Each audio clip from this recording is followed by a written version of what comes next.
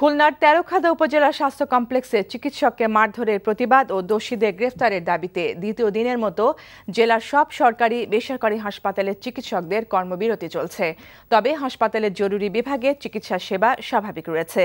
BMA Khulna শাখার সভাপতি doctor Sheikh Baharul Alam জানান, অভিযুক্ত চেয়ারম্যান ওহিদুজ্জামানকে বেঁধে দেয়া ৪৮ ঘণ্টার সময়ের মধ্যে গ্রেফতার করা না হলে লাগাতার ধর্মঘট আহ্বান করা হবে বলে হুঁশিয়ারি দেওয়া হয়।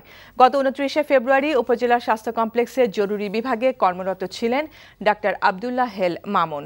ওই সময় স্থানীয় চেয়ারম্যান ও আওয়ামী লীগ সভাপতি ওহিদুজ্জামান তার স্ত্রীর চিকিৎসার জন্য ডাক্তার মামুনকে বাসায় যেতে বলেন।